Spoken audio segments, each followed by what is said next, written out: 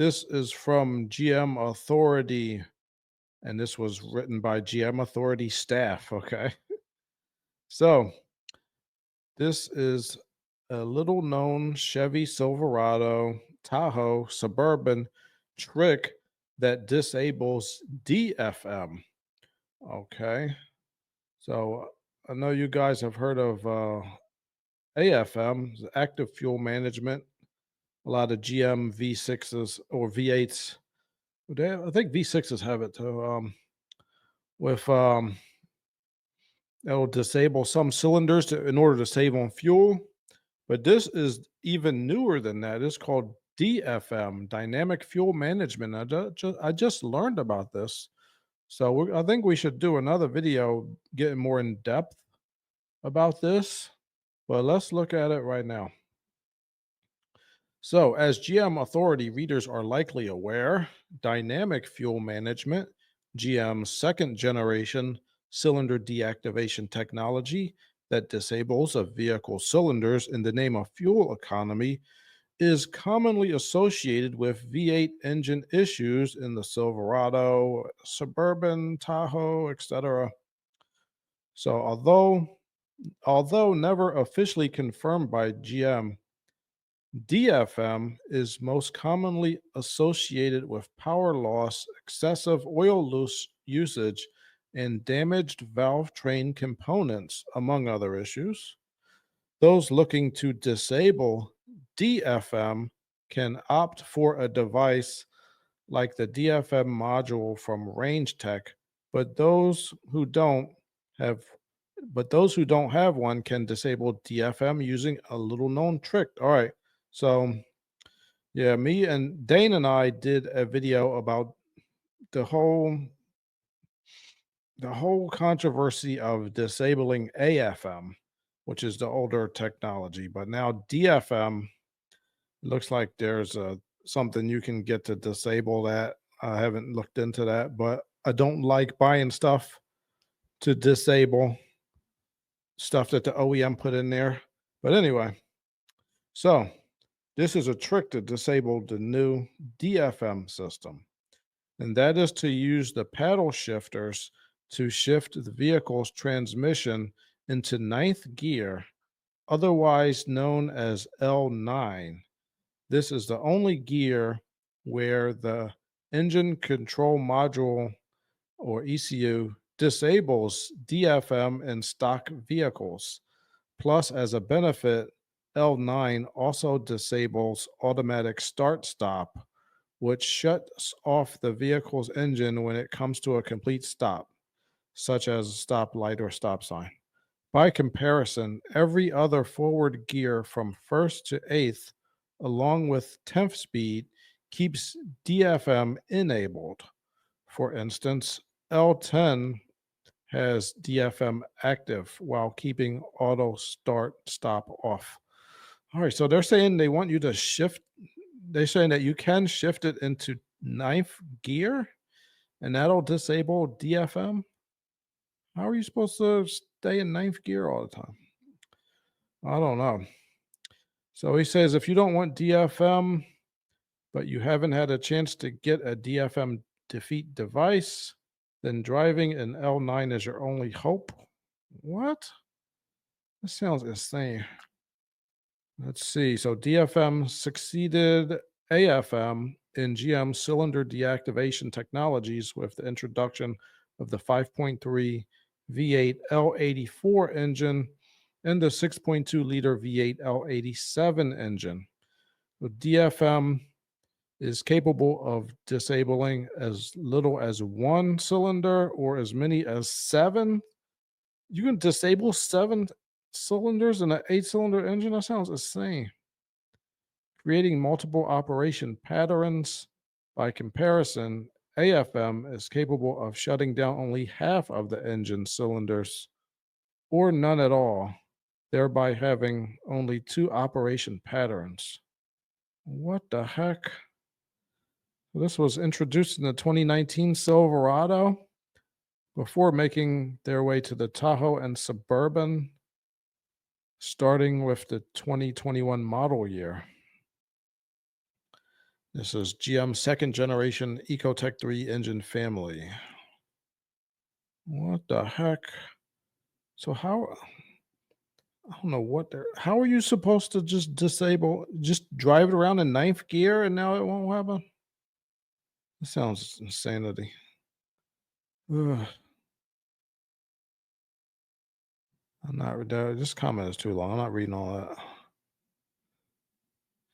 that. Uh, So this guy's saying DFM does not equal AFM. One is more complex than the other. How many engines with DFM are being pulled for builds? Not that many. Huh. Ugh. This guy says, wow, you're so misguided. Ask any Chevy mechanic. They will tell you that AFM and DFM are terrible for engines. To the head of mechanics Two of the head mechanics at my dealership both stated this. My father is a retired mechanic of 35 years and also states this. I'll take his word on this. But if you go to gmtrucks.com and do a quick search, you will see this is an issue. Ford offered cylinder deactivation for on their 5-liter V8 and had all kinds of issues. Go to their forums as well. Yeah, everybody's having problems with cylinder deactivation. I mean, GM, Ford, Honda, Chrysler, Dodge. This is insane. I think the answer is really a hybrid powertrain, not all these cylinder deactivations. I'm so sick of them. I'm sick of cylinder deactivation. I'm sick of turbos. I just want a fixed engine hooked up to a hybrid transmission. That is the best uh, combo for longevity. This is too much variable. These parts are moving around too much. And we're going to figure out how to trick these things not to come on. Uh, so we're supposed to believe your mechanic just because you says so. But my two mechanics I use at my dealership are liars and not afraid to speak their opinion, and it's false. See how easy it is to manipulate the wording? You are too fake and full of shit. It's laughable. You try way too hard to one up me, yet you fail. Man, why do people get so hyped up in the comments? All right. Uh, oh, goodness. So this guy just he doesn't think that AFM. He says AFM, DFM are doing just fine, better than all their competitors. Those are the facts. From that, I surmise that AFM isn't the issue. All right, well, something's going on. I hear a lot of failure points. I know we just did a story, the 6.2 liter. See, but that was in 2023. So that should have been DFM, dynamic fuel management. But yeah, they made the bores too big. That was the problem with that. More of a manufacturing issue than an inherent design flaw. Uh, Other than AFM, V8 engine sees the mechanic way less often than a dual overhead cam 4-cylinder from any OEM. Lifter tick also is a current occurrence on engines of all makes and models that go too long without an oil change. Yeah, that is part of it. People need to take better care of their car. How is an AFM engine coming in for lifter work at 150K any different from a DOHC coming in for lifter tick at the same mileage? Hmm. Note it's not. The Chevy V8s are reputably more reliable than any other V8 out there. Oh, yeah. Yeah. I mean, there's no more Toyota V8, there's no Honda V8. Nissan is going down into car Hades very soon. So it's really just GM and Ford, Dodge. They might be bringing a Hemi back, but that gets the Hemi tick too. So almost every i4 or V8, every Chevy V8 since 2001 uses AFM. Most since '07 use AFM. How many spare Coyotes 5.7 Toyota do you see running around used? Well, that's a good amount of Toyotas. Everyone gets gobbled up for replacement in current bodies. I don't know.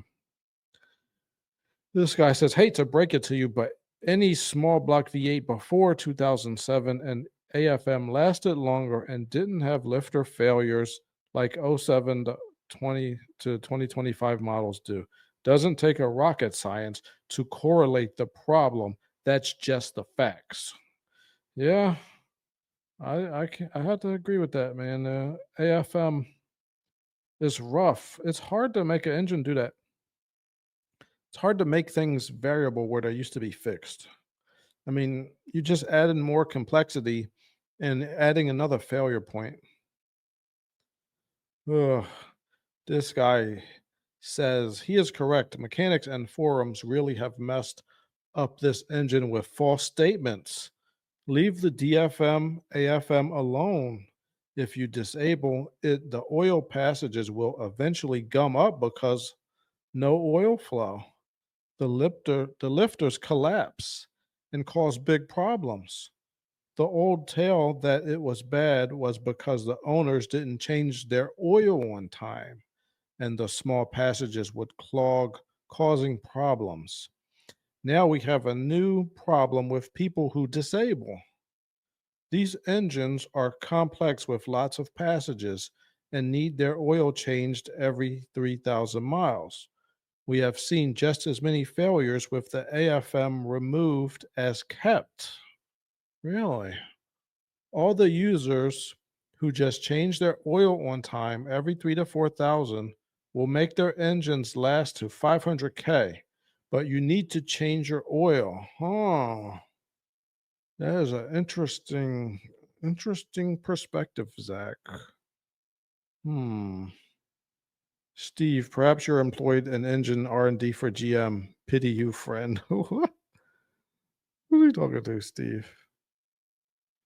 Oh, yeah. Huh. What do you guys think in the comments? I mean, my comments, not their comment. This guy says our local dealership has little to no lifter issues on DFM vehicles that have had oil changed at 5,000 miles or less.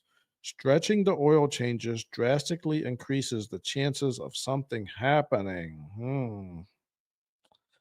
This guy says, I just had to get a new engine in a 2017 Sierra 6.2 liter with 87,000 miles due to a failed lifter. As soon as I picked it up, the starter failed. Definitely a quality control issue not covered under warranty. All right, 2017. So that's about 8 years old, 80,000 miles. Hmm. See, what I don't know about this guy is did he have this engine from when it was new or did he just buy this engine? That is what we got to see. We have to know if this engine had the oil changed as often as we're thinking. This guy, Steve, says, you got robbed. All lifters can be replaced without removing the engine. Simply remove the exhaust, intake, and heads. Voila. It's a two-man job. 4 hours, $100 worth of lifters. Time to find a new mechanic. Oh boy. All right. This guy says his 2024 Silverado, the transmission valve body failed at 12,000 miles. While on vacation, 3,000 miles away from home, no parts, poor quality, zero more GM. Worst customers. Hmm. Well, it should be under warranty this here. Not sure why that happened. All right, you guys. So that is the situation. Is a whole mess. DFM, AFM. I don't know, you guys. I'm thinking if I bought one of these engines new, and I might. You never know. I'm crazy. Sometimes I just buy cars at the drop of a hat. But look, if I was to buy any new engine now, this is what I would do. I would and this is what I'm doing with my current Camry. Every 5,000 miles, change the oil with the correct weight of full synthetic Mobile One, right? But then every 2,500 miles, I'll just drain and fill the oil and leave the filter in. So this was a idea I heard from one of the engineers at Nissan who hopefully will keep his job if the CEO decides to step down and let Honda take care of it. But no, I think this was one of the engineers for sports cars at Nissan, and that was his suggestion. And I like that because you make sure that you keep fresh oil in there at all times. Oil change is not just a throwaway repair like it used to be like, oh yeah, I'll get the oil change. If it goes over, no big deal. Like you guys gotta understand when people engineer and design these cars and they put something in that service manual, they assume that you're going to do it, even though most people don't. So if they say change it at a certain mileage, you better do that, or else you're going to be risking big money repairs. And shops cost more now than they have in a long time. So you're going to be paying a lot. And these engines are more complicated than they used to be. So you're not just going to be able to go to Pep Boys and get a lot of these repairs done. I mean, it's getting to be too hard for them. It's some of these engines like you got to lift the cab up for some of these trucks, you know, and you can't just have anybody do that. You can go to the dealership, they're going to charge you 150, $200 an hour, maybe more. Tell you, mechanics are starting to get paid more than they used to. Everything is going up with inflation. So if you don't change your oil, and you know what else I think is a problem? People, they go to Jiffy Lube, a quick lube type places, and now the oil change is so much more important than it used to be. So you having a repair that's extremely important, and you're going to the almost amateurs when you go to places like that. If you go to like Walmart or Jiffy Lube or Tony's quick 10-minute oil change, oh man, these look, I know it's some people that work there that are really trying to do a great job. So I don't want to put them down. But we got to admit those places are where rookies start their career. Nobody's staying at a place like that for more than a couple of years. I mean, you start there and then you're like, look, all right, I'm tired of doing oil changes all day and air filters. I want to go to a dealership and really fix cars. That's not a place where you keep your whole career there. So you constantly getting new people coming in, leaving, new. It's like a transitory place. And those managers there, they're rushing these new guys. If they don't have the right weight oil, they'll just put anything in there. I mean, not all, but this is just something that is known to happen. So, man, you just got to get your oil changed at the dealership, man. I don't know what to tell you. Either that or you need to find one mechanic, maybe a mobile mechanic who's really good, and just let work with him. But if you got a new car, it's best to get it changed at the dealership because then there's a record of it. You know, I saw this guy on Facebook. He was asking people's opinion. He's like, I just bought a new Honda Accord. I mean, should I get my oil change at the dealership? And the people in the comments were like, no, the dealership, they're going to rip you off. They're going to charge you too much. Just take it to Jiffy Lube. I'm like, yo, I was like, look, you are under warranty. You should take your car to the dealership. And yes, it's going to cost a little bit more, but you're more likely to get somebody who knows what they're doing at least. You're not always perfect at the dealership either, but it's more likely you'll get somebody that'll know what they're doing. It's more likely they're going to have the right weight oil. And when you take it there, there is a record that you've gotten your oil changed. Because if this warranty comes up, if your warranty is to 60,000 miles and you've never been to the dealership and you come strolling in there, tiptoeing through the tulips at 59,000 miles, and you're like, "Hey, my engine's making this noise. I think the engine's about to blow." And they look at you, they never seen your face before, they never seen your VIN number in that dealership. You know, they have no record of you doing the maintenance on this vehicle, and you're like, "Well, I took it to Jiffy Lube. I can't find the receipts, but I'm telling you, I did it." You know what they're going to tell you? To kick rocks with no socks because your warranty claim is going to be de freaking nied, and you're going to be crying the blues, and they're going to give you a bill for freaking $12,000, and then you're going to be like, "Oh, well, maybe I should have went to the dealership like MJ said." Well, yeah, you should have. Now, once you get out of warranty, then if you don't want to go to the dealership, then you could change the oil on your own. I would still save the receipts in case you ever want to sell the car, and then you can go to the every 5,000 miles change the oil. I would just do that anyway. Despite if the maintenance minder says you could go to 7, 8,000 miles, you're not going to hurt nothing by changing the oil early. All right, you're not gonna hurt anything. You're only gonna help yourself. You could change the oil every day if you want to. It wouldn't hurt none. So yeah, that is DFM. Went on a little rant about oil changes.